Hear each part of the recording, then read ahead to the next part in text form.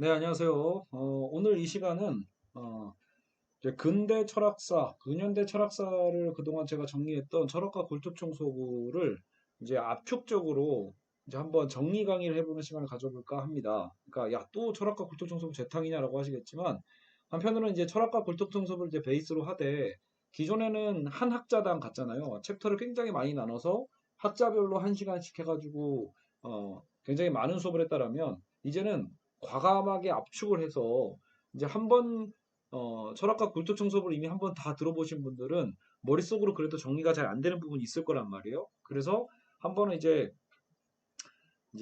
근대 철학은 예를 들어 근대 철학에서 오늘 같은 경우에 이제 데카르트와 스피노자 혹은 라이프니츠까지 해서 어쨌든 이제 대륙의 합리론을 한번 정리를 해보고 그리고 나서 이제 뭐 경험론의 로크와 버클리의 휴물 또 한 번에 정리를 하고 나중에 이제 또 칸트와 헤겔, 피테 쪽을 또 한 번에 정리를 하고 이런 식으로 해서 많은 부분들이 좀 잘려나가긴 하겠지만 그래도 핵심을 정리해서 근현대 철학사의 흐름을 이해하기 위한 더 좋은 어떤 발판이 되지 않을까 싶어서 한번 시도해 보도록 하겠습니다.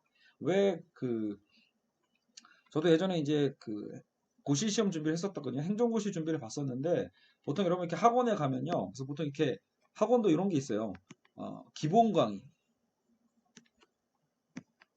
기본적으로 기본 강의를 먼저 듣고 기본 이론 강의를 들은 다음에 나중에 이제 야 1순환, 2순환, 3순환 뭐 이렇게 수업이 이렇게 간단 말이에요. 과제가. 그러니까 그만큼 뭐예요? 정말로 이제 문제를 이제 과목을 한 번, 두 번, 세 번 뭐 이런 식으로 계속 반복해서 듣는다는 소리거든요. 그래서 어떻게 보면 이제 우리도 이제는 어떤 뭐 1순환 돌았고 2순환 돌았고 3순환이라고 표현할 수도 있겠지만 한편으로는 이제 압축해서 하는 건 처음이니까요. 압축 강의라고 보시면 되겠습니다. 그래서 오늘 이 수업은 짤막할수록 성공했다고 볼 수 있을 것 같은데요. 어떻게 하면 짤막하면서도 또 핵심적인 이제 철학사의 내용을 정리할 수 있는가. 그래서 오늘의 목표 지점은 일단은 데카르트와 스피노자 혹은 플러스 라이프니츠까지 한 번에 정리하는 것을 목표로 하겠습니다.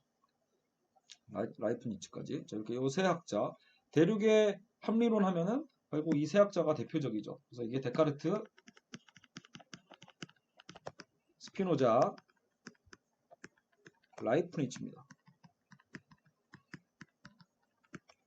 자, 그래서 데카르트 철학의 발생 배경부터 좀 살펴보면 우리는 중세와 근대에 대한 이제 이 차이, 그 흐름을 이해해야 되는 거죠. 중세는 누구 중심의 시대죠? 신중심의 시대예요. 신중심의 시대에서 인간 중심의 시대로 변화시키는 데 있어서 가장 이제 1등 공신이라고 볼 수 있는 사람이 데카르트이기 때문에 데카르트를 이제 근대 철학의 아버지라고 부르는 거겠죠. 그래서 중세의 주체는 신이었고, 인간은 신에게 종속된 또 피조물이자 대상에 불과했습니다.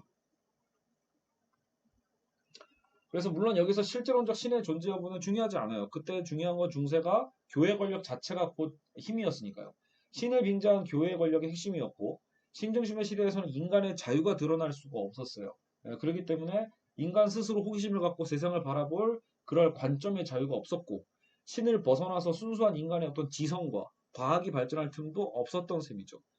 과학뿐만이 아니라 예술 생활의 영역 또한 그랬습니다. 결국 모든 것을 신을 찬양하고 신의 영광을 드러내고 인간의 죄성을 드러내는 정도 그 격차가 커지면 커졌지 인간의 자유가 확장되는 부분이 아니었던 시대일 수 있어요.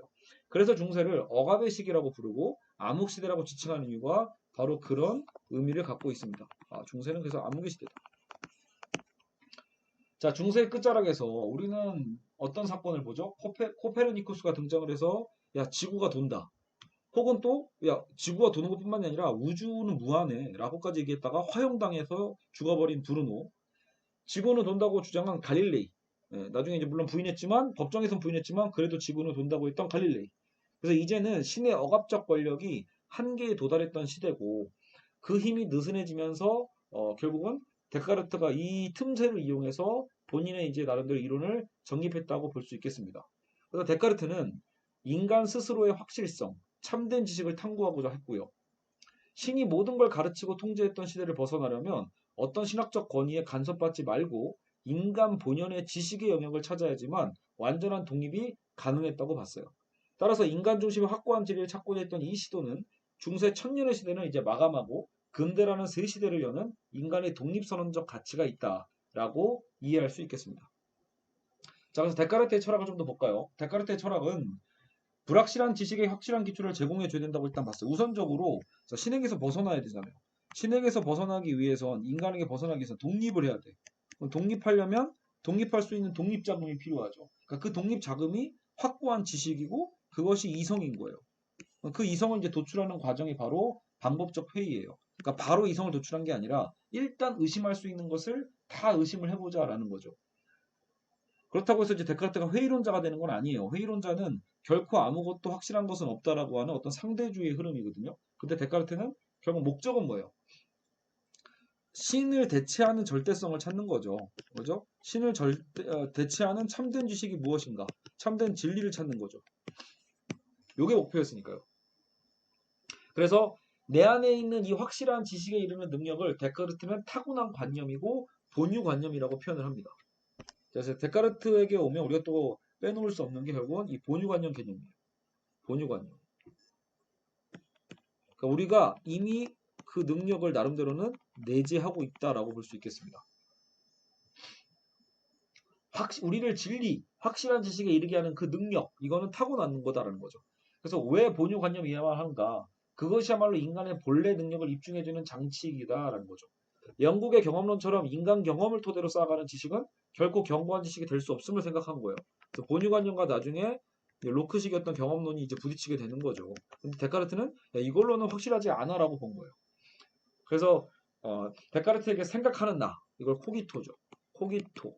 생각하는 나는 신으로부터 독립된 존재이자 신으로부터 독립된 주체를 의미한다 해서 우리는 데카르트의 철학을 이제 주체 철학이라고 이름 붙일 수 있게 됩니다.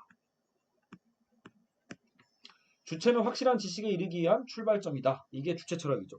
그래서 확실한 지식에 이르기 위해서는 그래서 우리 인간에 대한 주체성이 있어야 되는데 근대 철학 출발점의 주체는 인간이 신으로부터 독립했다는 것을 보여주는 동시에 다른 피조물인 자연, 인간과 자연의 관계에 있어서도 이게 구분이 되는 거예요. 인간과 자연에 대한 구분.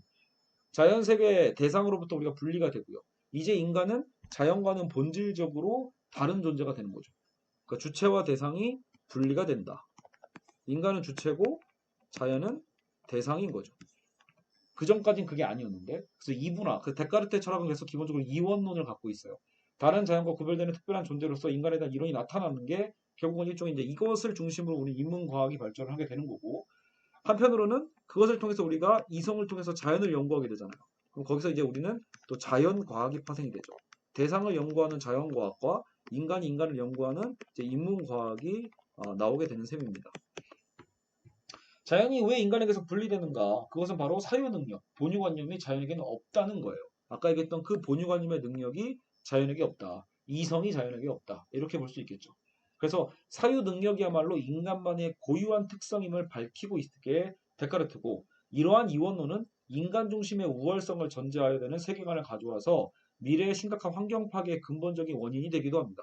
그렇죠? 그러니까 오늘날 환경오염의 문제에 있어서 나름의 또 근원성을 따져나가다 보면 데카르트로 귀결될 수도 있어요. 물론 더 올라가면 플라톤이 될 수도 있죠. 이미 이제 서양 철학 자체가 이원론적 철학이었으니까요. 자, 그러나 데카르트의 이런 토대론에 있어서 주체와 대상을 분리함으로써 문제가 발생하게 되는데 그것은 진리에 이르는 길을 어떻게 확신하냐라는 거예요. 즉, 자, 저 인간이 생각한다는 것까지는 알겠어. 본유관념이 있는데 문제는 근데 그 본유관념으로 우리가 이 대상을 인간이 자연을 인식해. 인간이 대상을 인식한다고 할 때 그래도 그것이 어떻게 확실한지 알지? 대체 그것을 누가 보증하냐라는 거예요. 네. 자연을 우리가 인간의 이성으로 인식한다고 쳐. 근데 그거를 어떻게 보증하는가? 어떻게 증명하는가? 그것이 옳은지 누가 보증하는가? 이런 문제가 생겨요. 주체가 어떻게 대상과 일치하는가? 이게 어떻게 대상과 일치할 수 있는가에 대한 문제가 생긴다라는 거죠. 그래서 주체가 신으로부터 독립할 수 있었던 건 나라는 주체가 진리에 이른 능력이 있다는 생각 때문이었는데 정작 막상 주체를 독립시켰더니 진리에 이를 능력이 없다는 것. 이거 자체가 얼마나 우스워요. 독립하려고 짐 싸서 다 나왔는데 정작 돈이 없네? 뭐 이런 거예요. 결국 진리야말로 주체에서 출발한 근대 철학이 어떻게든 도달해야 될 목표인 건 확실해요. 우리는 분명히 확실한 지식에 이르러야만 해요. 신에게 기대지 않으면서도. 그래서 그게 어렵다. 데카르트는 기본적으로 약간 이원론이라고 했잖아요. 그래서 이제 두 개의 실체를 얘기해요. 사유라는 실체, 생각하는 실체와 연장, 공간을 차지하고 있는 두 실체론을 얘기합니다. 저게 실체 이원론인 거예요. 실체가 두 개다. 첫 번째 사유, 두 번째 연장, 공간을 차지하고 있는 것을 얘기하죠.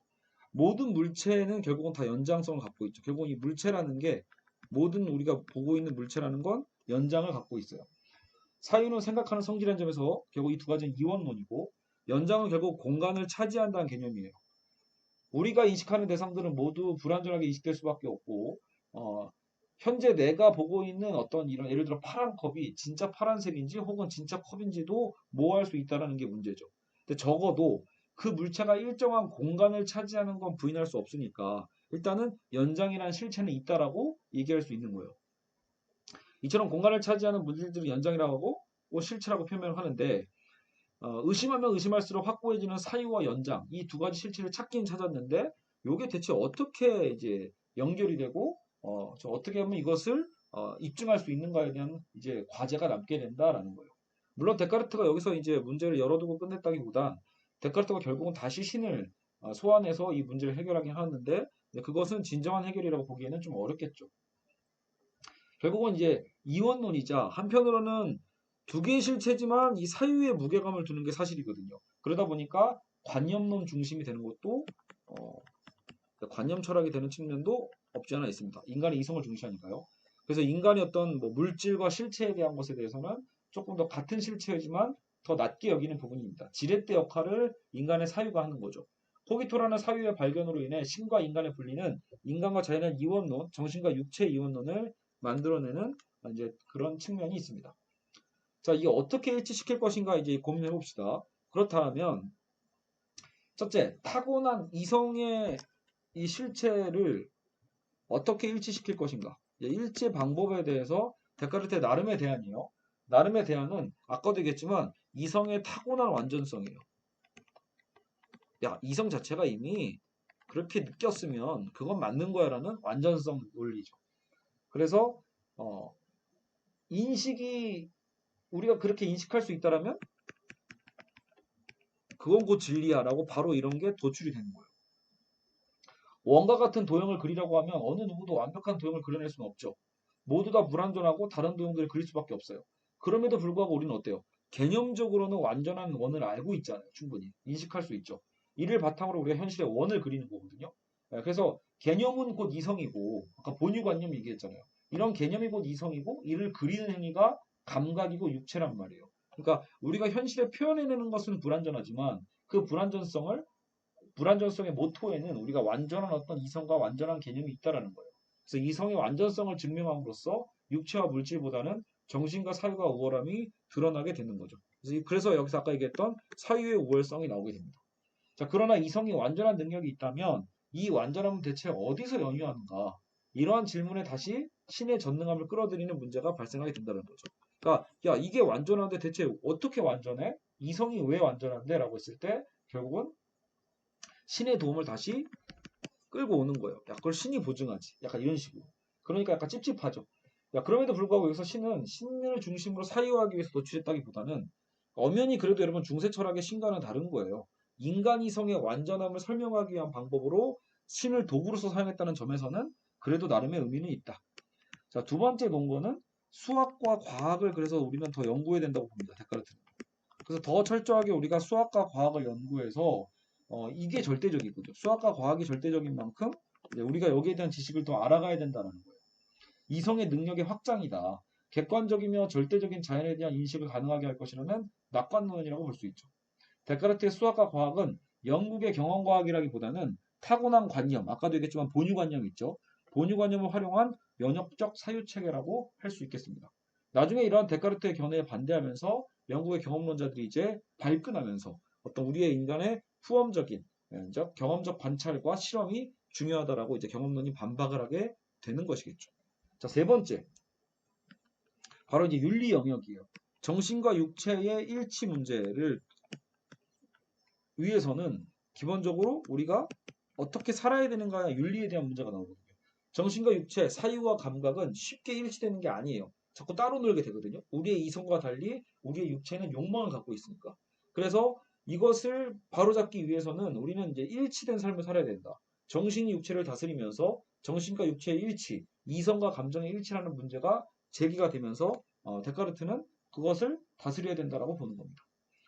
자, 그래서 데카르트는 학문을 커다란 나무에 비유를 했고 형이상학이 뿌리이자 줄기는 물리학이고 도덕학이다.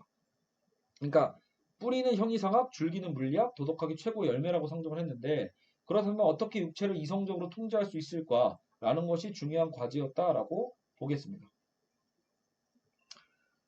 자, 그래서 데카르트는 가급적 이성에 의해 통제되는 상태를 위해 육체를 통제하고 욕망을 억제하라고 얘기를 했다라는 거죠. 이게 어떻게 보면 또 근대 사상의 기본적인 또 모토가 돼요. 그러니까 인간은 이성을 통해서 인간의 어떤 육체와 감정을 욕망을 억제해야 된다라는 거죠.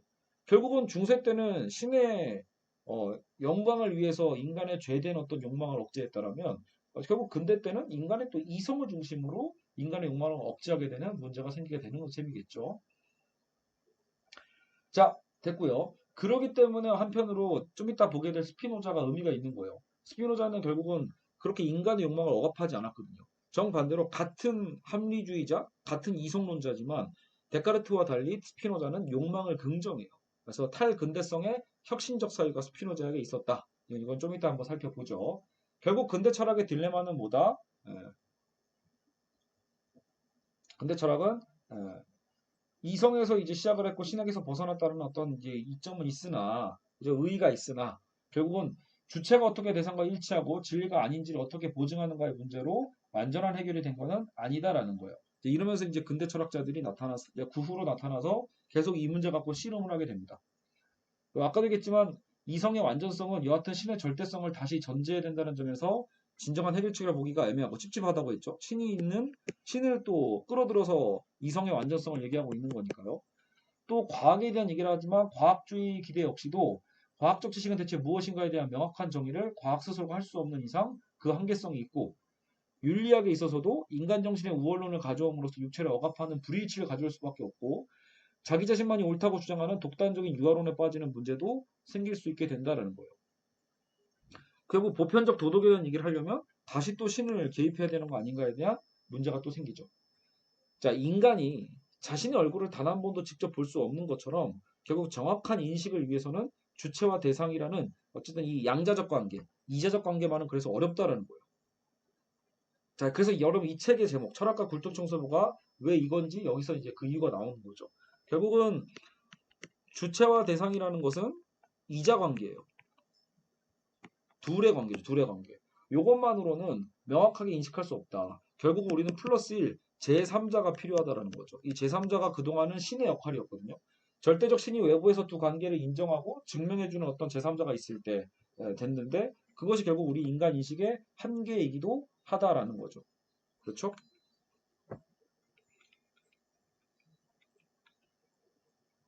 자, 겨울과 물에 비쳐 보이는 자기 모습은 그저 그것을 바라보는 주체의 착각일 뿐이지 진정한 자기 모습이라는 보증은 결코 얻어낼 수 없는 겁니다. 결국 정신이 대상을 인식하는 사이에는 깊은 골이 파여져 있고 이를 일치시키는 확실한 방법은 아직 도달할 수 없는 데카르트의 한계점이었다. 알겠죠? 자, 그러면 이제 우리는 여기까지가 이제 데카르트의 어떤 문제라면 이제 스피노자에 대한 문제를 한번 살펴보죠. 자, 그래서 베네딕트 스피노자. 자, 그래서 스피노자 같은 경우에는 어, 단순히 이제 대륙의 합리론이라고만 치부하기에는 확실히 이제 결이 좀 다릅니다. 차라리 뭔가 라이프니츠까지 오면 모를까. 라이프니츠의 어떤 이성론에서는 충분히 데카르트적인 면모도 좀 느껴볼 수 있는데 라이프니츠도 여러분 수학을 되게 좋아했거든요. 라이프니츠는 이제 그 미분법을 개발한 사람이에요. 물론 뉴턴과 저작권 서로가 먼저 만들었다고 싸우긴 했지만 어쨌든 수학적 미분법도 갖고 있었고 라이프니츠도 이제 인간의 어떤 그 이성에 대한 얘기를 많이 했단 말이에요. 다만 이제 잠깐 지나가는 말이지만 오늘 라이프니츠는 뭐 구체적으로 안 다루니까요. 데카르트에서 우리가 아까 뭐라고 했어요? 이원론이라고 했죠. 이런 차이 있어요. 이 세 사람의 공통점은 모두가 인간에 대한 이성에 대한 것을 중시하고 있지만 본유관념에 대한 얘기를 하고 있지만 데카르트는 이원론을 갖고 왔고 스피노자는 좀 이따 보겠지만 이론론자예요. 근데 라이프니츠는 모나드라는 개념을 써가지고 다원론을 얘기합니다. 실체는 무한하다. 실체는 두 개다. 실체는 하나다. 이런 방식으로 데카르트 이원론, 스피노자 일원론, 라이프니츠는 세 개를 다원론으로 봤다. 요거 정도는 알아두시면 도움이 되겠습니다. 자, 그럼 스피노자 보죠.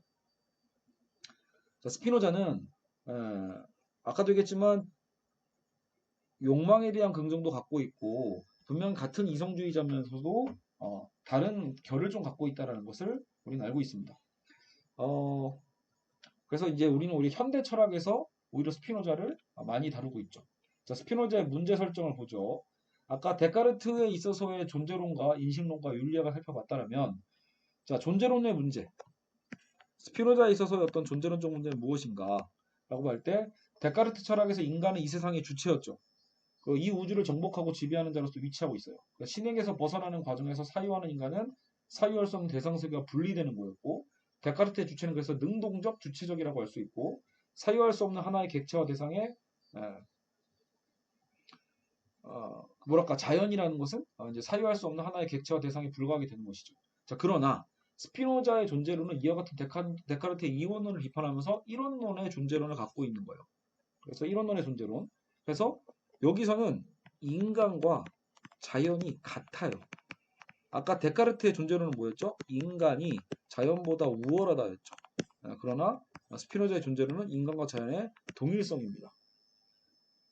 그래서 스피노자의 자연은 수동적인, 그래서 지배되는 대상이 아니라 오히려 스피노자의 자연에는 난 좀 이따 보겠지만 능동적 자연과 수동적 자연의 특성을 다 갖고 있어요.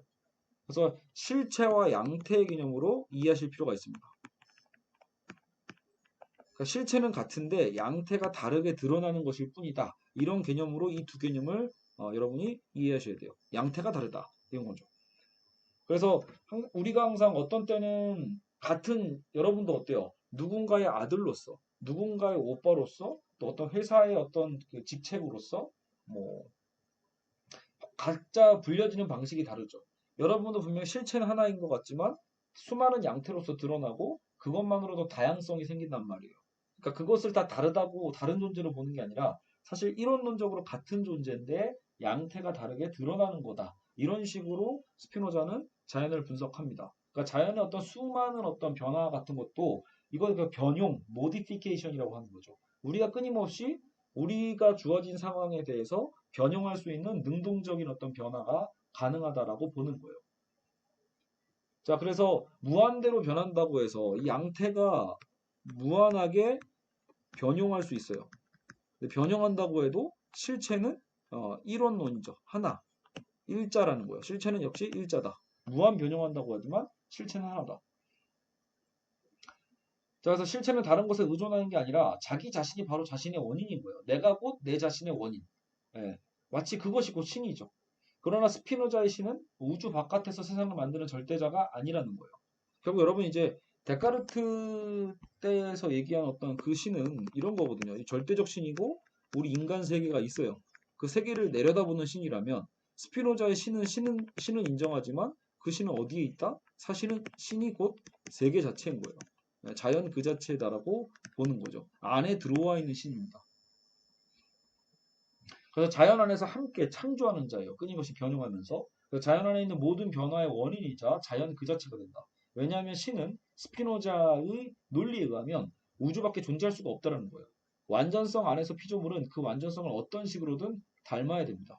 신이 만약에 세상 밖에서 따로 존재한다면 신의 속성이 오히려 자연에 깃들여 있지 않다면 결국 신은 자신과 전혀 다른 낯선 존재 앞에 서 있는 의존자가 될 뿐이다라는 거죠. 그렇죠? 그럴 수는 없다라는 거예요. 결국 신은 그 세계 안에 존재해야 된다. 진정한 세상의 실체가 되기 위해서는 세상을 내포하고 있는 신이어야 하며 이 신은 곧 자연 그 자체인 거예요. 자연은 곧 실체이자 양태입니다. 실체는 양태로 표현되는 거고 이거 조용히 실체는 어떻게 된다? 양태로 어떻게 된다? 표현이 되는 거예요. 표현되고 표출되는 거죠. 실체는 양태로서 그래서 존재하는 거다. 결국 실체는 신이자 아까처럼 유일성이자 그것은 곧 또 자연이기도 하다. 요렇게 스피노자를 이해하시면 되겠습니다.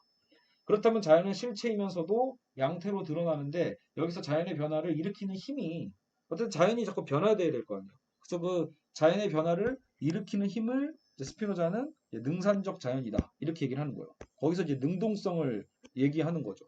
자연 안에 능동성을 얘기를 하는 거예요. 능산적 자연과 소산적 자연 뭐 이런 식으로 구분을 하거든요. 그래서 이게 결국은 어떤 능동성이죠. 변화를 자꾸 시키는 거. 그리고 소산적 자연은 변화되는 양태로서 소극적, 수동적인 힘이라고 볼 수 있어요. 그래서 이게 능동, 적극, 그죠? 이거는 수동, 소극 이런 방식으로 같은 힘이지만 힘은 힘인데 다른 방식으로 작용되는 힘인 거예요. 상반되는 힘을 통해서 스피노자는 자연을 변화무쌍한 생성으로 파악하는 것. 생성. 나중에 여러분 결국 이 생성에 대한 개념을 니체가 또 얘기한단 말이에요. 그래서 스피노자가 또 니체에게 또 영향을 줄 수 있죠. 그래서 이제는 자연과 인간과 신은 구분되는 존재가 아니라는 거예요. 결국 다 이것은 양태에 불과해요. 실체 개념에 있어서 데카르트는 두 개의 실체인 사이와 연장을 주장했다라면 아까 존재론적으로 데카르트는 사이와 연장 두 개의 실체론이라면 라이프니츠는 일원론 개체의 본질이고 실체고 개체마다 실체가 있다 하기에 무한한 실체 이거 잘못 이해했네요. 그러니까 이론론적 실체니까 유일한 실체를 도출하고 신이고 실체고 자연이다. 이 얘기죠. 아까도 했지만 위에서 라이프니츠는 다원론자라고 했잖아요. 라이프니츠는 개체의 본질이고 실존이라고 막 그게 모나드예요. 개체마다 실체가 따로 있다라고 봐서 무한론을 얘기했던 거죠. 자, 이게 존재론의 차이였고, 자, 인식론을 보죠. 주체와 분리된 대상을 그러면 어떻게 인식할 것인가? 아까 데카르트 같은 경우에는 이제 이성의 완전성 개념으로 이제 인식론을 얘기했잖아요. 스피노자에 의하면 데카르트가 제시한 사유와 연장이라는 실체는 실체가 아니고 그저 실체의 속성에 불과해요. 그러니까 데카르트가 얘기했던 사유라는 실체, 연장이라는 실체는 스피노자 입장에서는 야, 그건 그냥 속해 있는 속성이지 이렇게 얘기하는 거예요.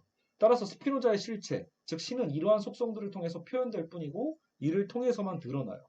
따라서 스피노자의 인식론에서는 애초부터 인식론에서 어떻게 주체가 대상과 일치하는가에 대한 아까 그 과제가 되게 중요했잖아요. 데카르트한테 어떻게 일치하지 이거였는데 스피노자 같은 이게 중요하지 않게 되는 거죠. 왜? 다 일체니까. 이미 다 하나로 연결되어 있는데 그걸 뭐하러 어떻게 인식하냐가 무슨 의미가 있어요. 당연히 인식 가능하죠. 하나인데 동일자인데 그렇죠? 그래서 애초에 그 문제는 발생할 수가 없다라는 거예요. 그래서 속성들은 어떤 식으로든 실체를 표현하고 실체는 양태로서 존재하는 것이기에 처음부터 이미 일치하고 있는 관계예요. 처음부터 일치성이 있다. 네. 여기서 이제 예를 들어 그때 철학과 구투청에서 들었던 얘가 뭐예요? 반지름이 5인 원이 있죠. 이는 넓이가 25파이 갖게 되어 있는데 둘레는 10파이다. 전혀 다른 두 명대로 표현이 되죠. 그러니까 두 개로 표현된다고 해서 개념은 같지 않겠지만 그래도 실체는 하나죠. 본질은 하나야. 원 하나 갖고도 우리는 이 둘레 계산을 할 수도 있고 넓이 계산을 할 수도 있단 말이에요. 그러니까 넓이와 둘레는 다른 개념이야. 그렇죠? 그래서 하나의 본질을 갖고도 실체를 갖고도 다르게 다른 양태로서 표현할 수 있는 것뿐이지 원체는 같잖아요. 그 원리가 같다라는 거죠. 그래서 이거는 구분될 필요가 없다. 자, 그래서 개라는 개념을 짓지 않는다는 표현처럼 개라는 개념, 사유와 실제 존재하고 눈앞에 보이는 개는 분명히 다르다. 그러나 동시에 그 양자가 다르다고 해서 서로 아무 상관없는 건 결코 아니다. 둘 다 동일한 실체를 표현하는 것에서 양태로서 설명하면 되는 거예요. 결국 스피노자에게 진리란 당연히 도달할 수밖에 없는 것이죠. 예, 당연히 도달하는 것이고 그러니까 참된 지식이라는 거는 당연히 도달해야 돼요. 한 걸음 더 나아가 진리는 도달해야 될 목적이 아니라 오히려 심지어 출발점이다. 결국 진리는 우리가 도달해야 될 목적이 아니라 오히려 출발점이다. 우리는 일체론으로서 이미 진리에 도달해 있고 거기서 우리가 세상을 오히려 제대로 인식하는 게 더 중요한 거겠죠. 바로 보는 것. 예.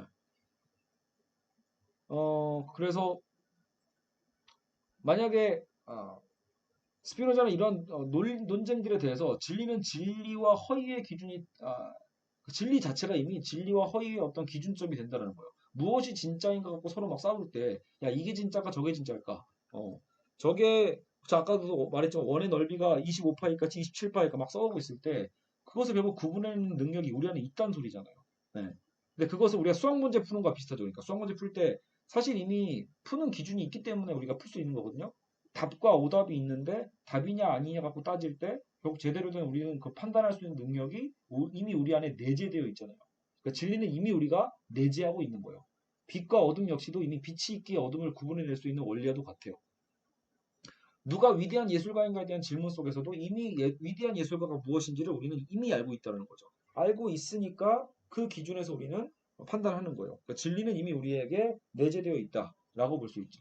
결국 진리를 인식해서 얻어야 할, 도달해야 될 목표를 상정하면 결국 진리를 보증해야 되는 데카르트의 난점을 피해갈 수가 없는데, 그죠? 이 보석이 진짜인가 아닌가를 구분하려면 보석 감정사가 있거나 보증서가 있어야 되는 방식인 거예요. 그렇게 자꾸 어떤 또 신과 같은 절대적 자꾸 들여와야 되는 거죠. 그러나 보석 감정사는 누가 보증하고 이 보증서의 진협은 또 누가 보증하겠어요. 계속 올라가다 보면 결국은 우리는 또 어떤 절대적 신에 대한 것으로 도달하게 되거든요. 스피노자는 이런 현상을 비판하면서 이미 진리는 우리에게 있다. 이 진리를 기준으로 출발하는 것이다라고 얘기하고 있습니다. 스피노자의 진리 체계는 이미 우리가 진리를 갖고 있다. 진리의 내재성, 진리를 우리가 이미 내포하고 있다라고 보는 거예요. 자, 이제 윤리학을 보죠. 그럼 윤리학적으로는 어떻게 봐야 되는가? 자, 무의식의 윤리학이다.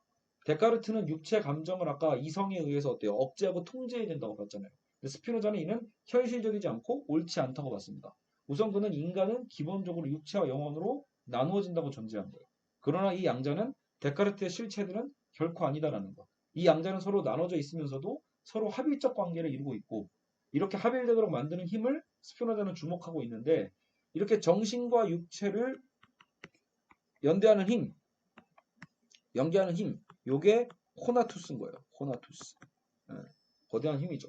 그래서 이것은 어떤 상태를 지속하는 힘이다. 계속 유지시키려는 힘. 이는 인간에게만 있는 게 아니라 자연 모두에게도 존재해야겠죠. 존재론적으로 지금 스피노자는 인간에게만 특권을 주고 있는 게 아니거든요. 자연 전체에도 자연을 유지시키는 코나투스라는 힘이 있다는 거예요. 자연 모두 존재하는 힘이고 이 코나투스가 정신과 관련되면 의지가 되는 거고 이게 인간의 정신과 연결이 됐을 때 그게 이제 의지가 되는 거고 육체와 정신의 동시에 관련되면 플러스 육체죠. 이게 플러스 육체가 됐을 때는 그걸 우리는 또 욕망이라고 부를 뿐이에요. 그러니까 우리가 의지와 욕망의 근원은 결국은 다 이 힘에 있다. 코나투스에 있다라고 볼 수 있겠습니다. 그래서 데카르트는 바로 이 욕망을 어떻게 보면 억누르려고 했는데 욕망은 안 좋은 거다라고 봤으니까요. 스피노자는 그것을 억누르거나 통제하려고 하지 않는다는 거예요.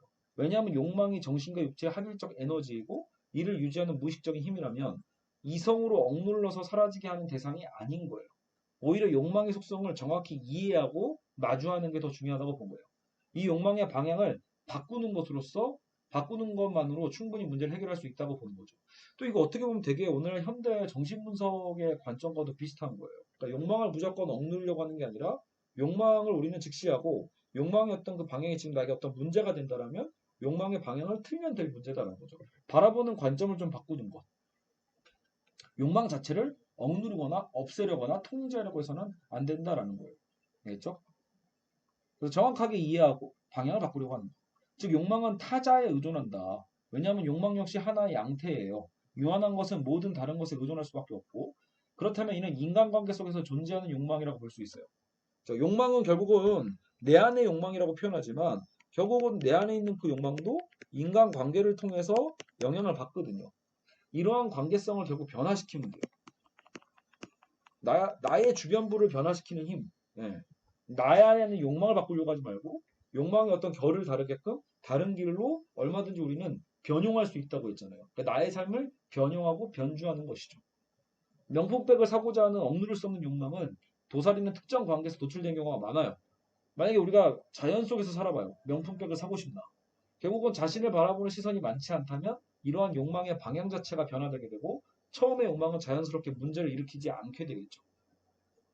이러한 욕망을 기존의 이성과 질서, 계율 같은 걸로 억누르려 한다면 인간은 무의식적으로 더 큰 욕망을 키워나가게 되고 왜곡된 방향으로 에너지가 흘러가게 되어 더 큰 문제를 일으킬 수도 있습니다. 이런 점에서 스피노자는 후대의 프로이트의 무의식 개념을 이미 선취했다고 볼 수 있는 거죠. 단 여기서의 코나투스는 결국 정신에만 관련된 무의식이 아니라 정신과 신체 모두에 관련된 힘이라는 것을 잊어서는 안 돼요. 그렇죠? 훨씬 종합적이고 복합적이죠. 자, 그래서 정리를 해보죠. 결국 스피노자는 데카르트의 이원론에 반대하면서 신과 자연 실체인 일원론의 존재론을 주장했죠. 자, 다시 한번 정리. 그죠? 그래서 첫 번째 존재론적으로 봤을 때 데카르트는 이원론을 얘기했죠. 데카르트가 이원론을 얘기할 때 스피노자는 이론론을 얘기하고 있는 거예요. 자, 그래서 인식론에 있어서도 어떻게 하면 이원론적으로 주체화 대상을 인식할 수 있는가 해서 결국 이성에 대한 완전성이나 뭐 아까처럼 수학과 과학이나 또 윤리에 대한 어떤 통제 이런 걸 얘기했다라면 여기서는 애초에 진리는 내재되어 있고 내포되어 있어요. 진리는 이미 출발점이에요. 진리는 출발선에 있기 때문에 인식의 문제는 발생조차 하지 않는다라는 거고 윤리학에 있어서도 여기서는 그럼 욕망을 이제 긍정하고 욕망의 방향을 변화시키고 끊임없이 변형하는 거라면 여기서는 욕망을 통제하죠. 이런 차이들이 존재하고 있다. 이렇게 정리하시면 되겠습니다. 그래서 변화 생성, 자연 속에서 인간은 그저 자연과 연결된 속성, 양태에 불과한 것이고 이러한 인간의 삶은 자연을 지속시키고자 하는 무의식적 힘이자 코나투스에 따라서 살아가야만 한다는 거예요. 욕망은 억누르는 대상이 아니고 긍정하는 것이고 관계의 배치를 바꿔감으로써 문제를 해결하는 윤리학을 도출하게 되는 겁니다. 이러한 존재로는 후대의 생태학적 관점이나 동양의 사유와 만나는 지점이 될 수 있고요. 진리를 이미 담지하고 있다는 점에서 근대를 벗어나는 혁신적 주장이기도 하고요. 또한 욕망을 긍정한다는 점에서 탈근대적인 새로운 윤리도 제시하게 된다. 굉장히 다양하죠. 그러니까 스피노자가 그래서 현대사상에서 굉장히 중요한 인물로 다시 부각이 되는 거예요. 오늘날의 어떤 생태학에 영향을 주고 동양적 사회와도 연결이 되고 욕망 이론에 있어서도 그렇죠. 훨씬 더 현대적이죠. 그러나 이러한 혁신적 사유는 근대라는 거대한 틀을 거스르는 사유가 되기 때문에 그렇게 치부되어서 현대 후배 철학자들에게 재조명되기까지는 반항자, 이단아 이렇게 찍혀가지고 결국은 파문을 당하는 그런 캐릭터가 되었다라는 겁니다. 이런 부분에서 결국은 뭐예요? 네, 스피노자의 시대적 한계죠. 시대적으로 어떻게 보면은 되게 안 됐다 이런 생각을 가질 수밖에 없다라는 거예요. 알겠죠? 네, 이제 라이프니츠에 대한 부분을 좀 더 다뤄보도록 하겠습니다. 지금까지 데카르트와 스피노자에 대한 이야기를 쭉 해왔다면, 이제 아까 이제 존재론적으로는 이원론과 이론론, 그리고 모나드의 다원론에 대한 얘기를 했는데요. 라이프니츠에 대해서 일단은 좀 더 보강을 해서 지금 이제 편집을 해가지고 뒷부분에 이제 붙여놓도록 하겠습니다. 자, 그래서 라이프니츠 같은 경우에는 자, 지금 데카르트, 스피노자는 확실히 구분이 갔죠. 뭐 저희가 이제 알아야 될 거는 훨씬 더 복잡한 부분은 있어요. 라이프니츠를 이해하기 위해서는 그러니까 이런 차이 있는 것 같아요. 오히려 여러분 지금 수업을 듣고 있는 분 중에서 이제 독실한 기독교인 분들이라면, 예, 그러니까 전형적인 그 당시도 마찬가지겠죠. 그 당시에 어떤 서구의 이 기독교 사상에 가장 영향력을 많이 받은 사람은 라이프니츠라고 볼 수 있어요. 그러니까 다시 얘기하면 데카르트까지 오면 데카르트가 뭐 신앙이 없었던 건 아니지만 데카르트의 이원론을 통해서 사실상 이제 신의 어떤 전능함은 이제 어떤 이론적 영역이 아니라 신학의 영역으로 이제 뒷걸음질 치게 되고 어떻게 보면 이제 인간의 철저한 이성이 그 앞을 이제 전면에 내세우게 되는 거죠. 그래서 이제 주체 철학이 나오는 거고 스피노자는 분명히 신에 대한 생각을 하지만 근데 그 신은 사실 이제 기독교 오늘날 기독교에서 보기에는 스피노자의 신은 범신론과 더 가깝거든요.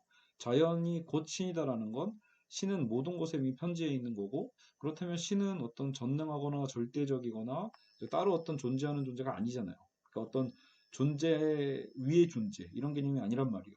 그러다 보니까 스피노자는 당시에도 종교계에서 파문을 당할 수밖에 없었던 부분이 있습니다.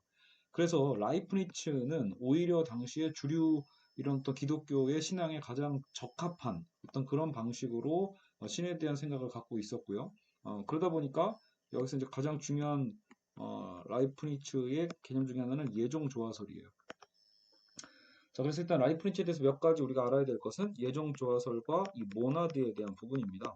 그래서 저도 아까 존재론을 얘기할 때 왜 다원론이냐라고 하면 라이프니츠는 이거 얼핏 보면 그 원자론과 비슷해 보일 수도 있거든요. 모든 어떤 존재 단위의 가장 기본 단위의 개념처럼 얘기를 하고 있으니까요. 근데 이 모나드는 보통 우리가 자연과학에서 얘기하는 원자론과의 차이는 뭐냐면 원자론은 철저한 물질이에요. 물질의 가장 기본 단위로서 원자의 개념이 있었다면 모나드는 오히려 영혼에 더 가깝습니다. 영혼과 어떤 정신에 대한 것에 더 가까워요. 그래서 실제로 어떤 모나드를 그냥 단순히 어떤 물질적 개념으로 생각해서 가장 어떤 존재의 기본 단위다라고 생각하면은 안 맞을 것 같고요. 라이프니츠는 분명히 이 모나드를 어느 정도의 인간의 어떤 영혼과 정신의 어떤 개념으로 봤습니다. 자, 그래서 어쨌든 라이프니츠가 그러면 이제 데카르트 스피노자와의 차이가 뭐냐라고 했을 때 아까도 얘기했지만 이미 이제 신에 대한 관점이 좀 다르다고 했죠. 신을 바라보는 관점. 당시 데카르트 스피노자가 생각했던 기독교의 어떤 전능한 하나님에 대한 시각과는 분명히 달랐다라는 게 있고요. 그러면서도 이제 구체적으로 그럼 어떤 반박을 했느냐라는 것을 살펴보죠. 자, 일단 데카르트 비판이에요. 일단 데카르트 비판으로서 자, 라이프니츠는 일단은 데카르트를 어떻게 비판하는가? 라이프니츠가 이제 데카르트를 비판하는 거죠. 데카르트 비판에 있어서 어, 이원론을 비판합니다. 일단 당연히 이제 존재론적으로 다르니까 데카르트의 이원론에서 이 정신과 육체의 이원론이 나오잖아요. 그랬을 때 사실 라이프니츠에겐 아까도 얘기했지만 모나드의 기본 단위가 하나의 어떤 영혼이라고 했잖아요. 그래서 인간의 이런 어떤 찬란한 영혼이 왜 굳이 이런 육체에 깃들여 있어야만 하는가라고 라이프니츠는 반문을 하거든요. 그러니까 다시 얘기해서 왜 굳이 두 개로 나누고 이거 두 개의 실체인 것으로 얘기하냐라는 거예요.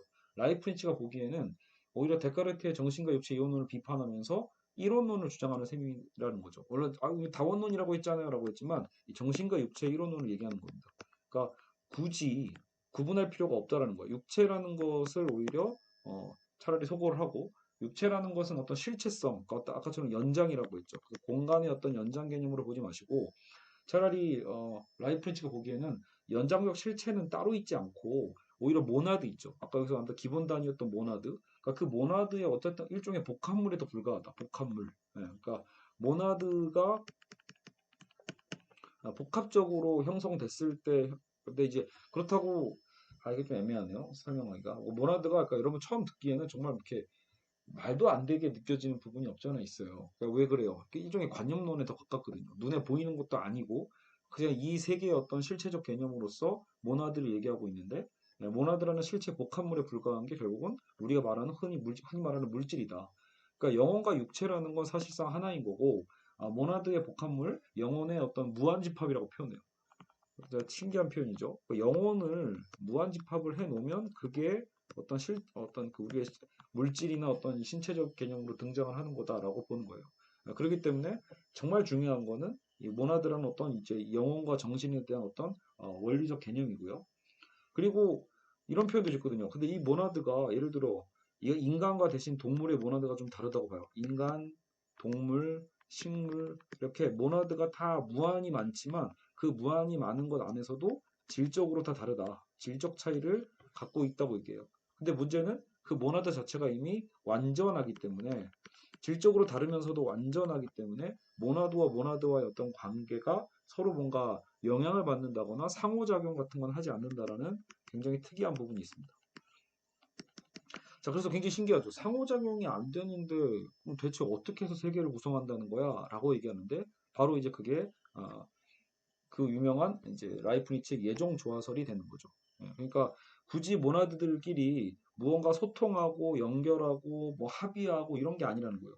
사실 한편으로는 그게 말이 되나 싶겠지만 사실은 이제 우리의 모든 매 순간에 우리의 모든 어떤 판단과 어떤 결정에 있어서 사실은 어떤 신의 결정이 이미 들어있는 거예요.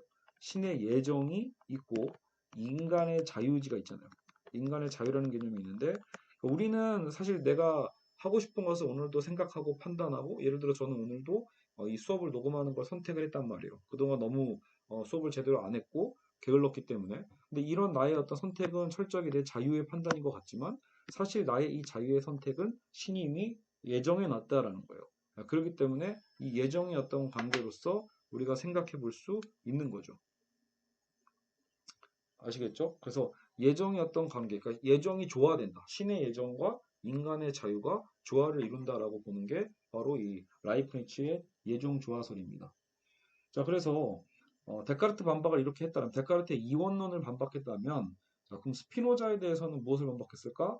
아까 제가 신에 대한 차이를 얘기했잖아요. 그러니까 결국은 라이프니츠가 스피노자를 비판하는 스피노자 비판에 대한 부분에 대해서는 결국 이 신에 대한 개념이겠죠. 그래서 스피노자식으로 신이고 자연 그 자체라고 보는 이 관점에 대해서 어, 당연히 라이프니츠는 얼토당토 않다고 봤던 것 같고요. 기존 신앙과 이상을 결국 거짓으로 치부하는 것이고 스피노자는 기독교의 신을 부정한 셈이나 다름없다라고 본 거예요. 신을 대자연의 일부로 보아서는 안 된다고 봤고 신이 곧 자연이 일치화된 세상에서 자연의 어떤 그 필연에 갇혀서 자유가 사라질 수밖에 없다라고 본 거죠.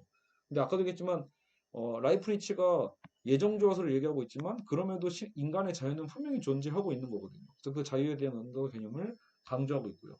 인간은 자유로운 존재여야 된다. 인간의 목적을 실현하는 과정에서 자유는 발현되는데 그렇기 때문에 세상의 악도 신이 악을 만든 게 아니라 악을 창조한 게 아니라 사실은 피조물의 불완전성, 인간의 어떤 불완전하면서 악이 나오는 것이다라고 본 거죠. 그러니까 결국은 세상이라는 건 이런 모나드의 조화이며 이 세상의 조화를 통해서 절대적인 신존재의 증거가 드러나게 된다. 이렇게 얘기를 하고 있습니다. 그리고 단자론에 대해서 좀 더 모나드가 단자예요. 그래서 단자론에 대해서 좀 더 얘기를 한다면 한 단자에 대해서 일어나고 있는 그죠? 그래서 한 단자에 대해서 일어난 어떤 변화와 다른 단자에 일어난 변화는 예정 조화를 통해서 조화를 이루게 된다. 그래서 하나의 단자와 아까도 얘기했죠. 뭐 A라는 단자가 있고 B라는 두 단자가 있어요. 근데 이게 자체가 이미 무언가 완전체이기 때문에 서로 상호작용을 할 수가 없단 말이에요. 그러면 이 두 개가 대체 어떻게 어떤 시점에 조화를 이룰 수 있는지 누가 아는가라고 했을 때 결국 어떤 그 신의 예정을 통해서 이미 그 일은 일어나게 되어 있다는 거예요. 그래서 약간 이런 사례를 들었대요. 여러분 만약에 시계가 정말 많은 시계가 있어요. 시계를 다 똑같이 오후 5시에 알람을 맞춰놨어요. 그럼 오후 5시에 시계들은 다 어때요? 울리겠죠. 시계의 자명종이 울릴 거란 말이에요. 근데 그 시계가 울리게 되는 과정에서 시계들끼리 어떤 상호작용이 절대 있을 필요가 없죠. 시계는 그냥 그 자체로 자신의 자명 시간만 맞춰놓으면 된단 말이에요. 누가 맞추죠? 뭐 시계 주인이 맞추는 거예요. 그러니까 결국은 신이 그런 역할을 하는 거죠. 신이 이 세상에서 개입을 해서 우리 개별자들은 우리 안에서 우리 내부적인 단자 안에서 이미 무언가 완전한 어떤 질적 특징을 다 갖고 있는데 거기서 우리가 만들어간 어떤 이 자유의 어떤 표현들이 결국은 신의 어떤 조화에 의해서 모든 것들이 맞아 떨어지게 되어 있는 것과 같다라는 거예요. 사실 이런 부분은 신학적으로도 굉장히 중요한 부분이거든요. 자유의지와 인간의 어떤 자유의지와 신의 어떤 예정, 전능한 신이 모든 것을 알고 있다라면 대체 그게 어떻게 조화를 이루는 것인가에 대해서는 라이프니츠가 정말로 중요한 생각을 했다라고 볼 수 있습니다. 다만 물론 이런 부분들을 충분히 비판적으로 볼 수 있는 여지가 있기 때문에 라이프니츠의 어떤 이 단자론을 비판하는 어떤 논문을 좀 찾아보니까 거기서는 결국 이렇게 가면 이 단자에서 과연 주체다라고 할 수 있는 혹은 자아라고 할 수 있는 가장 기본 단위가 성립될 수 있는가? 사실상 라이프니츠의 단자론은 이 자아 자체에 대한 성립 자체를 불가능케 함으로써 결국은 어떤 윤리의 문제까지도 다 인간 자체에 대한 어떤 문제의 접근이 불가능해지는 것 아닌가에 대한 비판적인 논문도 있더라고요. 자, 그리고 결국은 인간은 그런 신의 예정 안에서 자유를 누린다라고 라이프니츠는 봤고요. 세계의 창조 역시 필연이 아닌 거예요. 그래서 세계의 창조라는 것은 신 역시 어떤 필연에 묶여 있는 게 아니라 그의 선한 본성에 따른 자유의 결과, 신조차도 자유로운 존재죠. 따라서 창조된 지금의 현실의 세계라는 건 모든 가능한 세계 가운데 그 신은 정말로 무한에 가까운 세계를 만들 수 있잖아요. 근데 무한에 가까운 세계를 만들 수 있는데 그 중에서도 가장 최선의 세계일 거다. 그래서 가능한 세계 중에 굉장히 라이프니치의 표현 중에 되게 중요한 표현이죠. 최선의 세계다. 그러면 이제 우리 입장에서 되게 실망스럽죠. 아니 그럼 지금 우리가 살아가는 세계가 어? 그 전능한 신이 만든 그 세계 중에 최선의 세계라고? 이게 말이 되나? 그러면 왜 이렇게 악이 많아? 라고도 할 수도 있겠지만 라이프니치 입장에서는 지금의 악은 오히려 그러니까 신이 생각할 수 있는 신이 인간에게 자유를 허락하면서 나름대로 이 세계의 조화를 이뤄가는 데 있어서 충분히 그럴 만한 그러니까 여기서 충족 이유로 나온 거예요. 충족 이유. 정말 그럴 만한 이유가 분명히 있을 거다라는 거예요. 그리고 충분히 지금 인간이 감당할 수 있을 만한. 그래서 오히려 걱정할 필요가 없다라는 일종의 낙관도 가져다 주는 거예요. 그러니까 이건 신에 대한 전적인 믿음이죠. 네.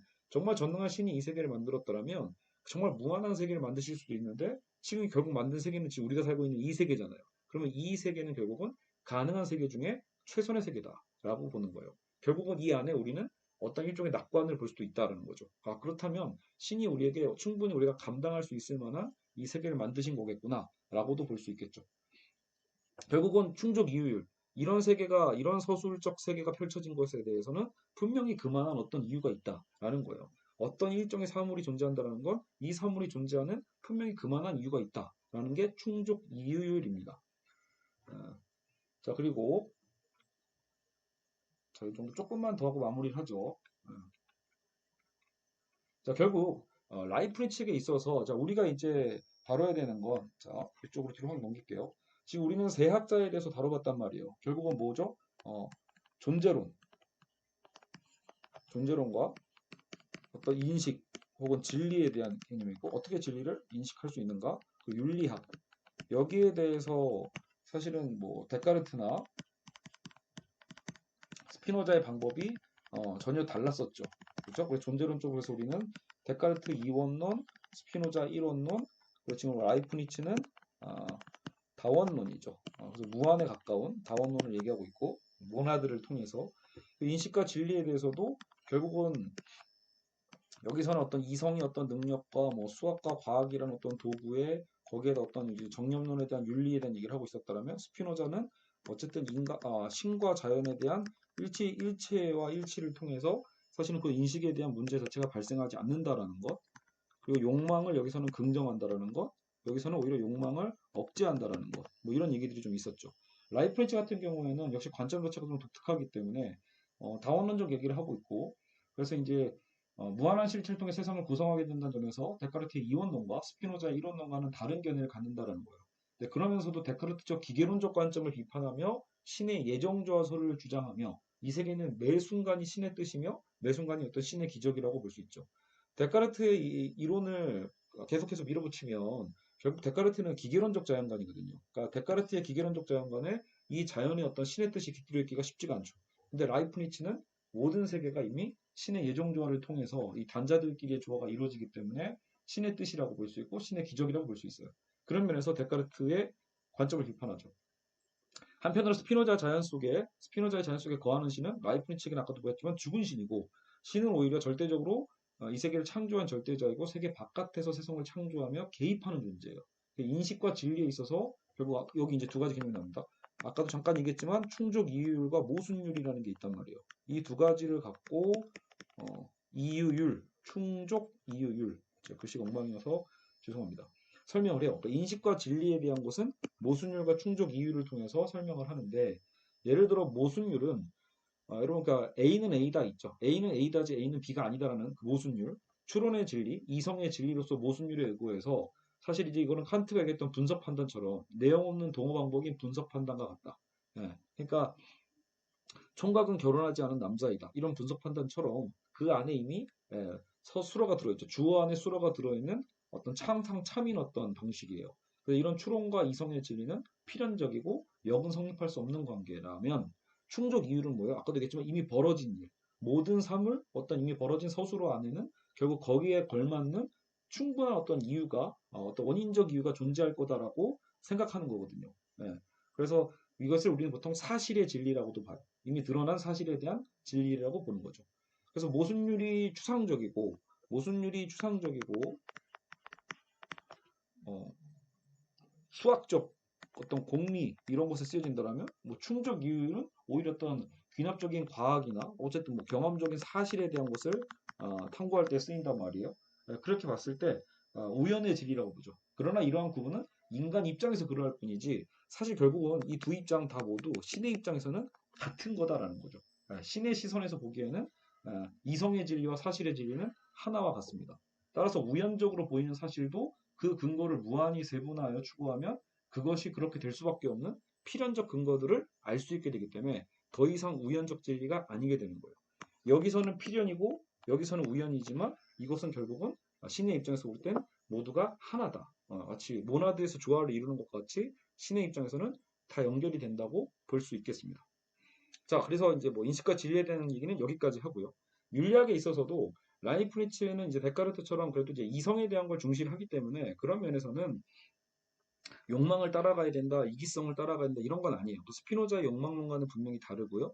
오히려 데카르트의 어떤 이성론과 좀 비슷할 수는 있지만 또 한편으로는 어, 그렇다고 해서 뭐 아까 좀 정신과 육체를 나눠서 육체를 뭐 복종시키자 이런 건 아니란 말이에요. 그게 아니라 라이프니츠는 윤리에 있어서도 오히려 뭐야? 기독교의 이웃 사랑에 대한 개념을 이미 갖고 있어요. 그리고 신의 이성과 인간의 이성의 조화를 꿈꾸기 때문에 마치 칸트식의 보편 윤리에 대한 개념이 나오거든요. 그래서 보편 윤리에 대한 얘기도 하고 거기 결국은 인간이 설령 이기적 동기를 갖고 있다 하더라도 어떤 그 인간의 이성과 신의 이성에 대한 조화를 통해서 우리는 얼마든지 이제 그런 이웃사랑의 정신을 접목해서 윤리적 실천의 삶을 살아야 된다라는 얘기는 하고 있습니다. 어쨌든 이 정도까지 얘기를 해서 우리는 지금 오늘 첫 시간 데카르트와 스피노자와 라이프니츠를 한번 동시에 다 다뤄봤습니다. 한 1시간 정도 분량이었는데 어땠는지 모르겠네요. 그래서 이제 이렇게 해서 이제 대륙의 합리론 근대 철학에 대한 이성론을 다뤘고, 여러분 만약에 이렇게 다른데 이게 왜 한 팀이냐라고 할 때 말 그대로 그냥 편의에 의해서 묶은 거죠. 이 세 사람의 견해가 다 다르지만 지금 이 근거들은 다 어디서 나와요? 데카르트가 얘기했던 본유관념, 이성에 대한 특징이거든요. 결국은 나중에 영국의 경험론자들이 이 세 사람을 다 비판할 수밖에 없는 거예요. 이들의 주장 자체가 다 우리 경험으로 알 수 있는 것들이 아니잖아요. 모나드, 그게 대체 어딨어? 본유관념, 그런 게 대체 어딨어? 신이고 자연이라고? 그걸 어떻게 알아? 이런 거거든요. 그래서 철저하게 경험과학을 통해서 얘기하는 영국의 경험론에 대한 것을 바탕으로 이제 다음 시간에 한번 살펴보도록 하겠습니다. 네, 오늘 이 첫 시간 이렇게 해서 마무리하도록 하겠습니다. 감사합니다.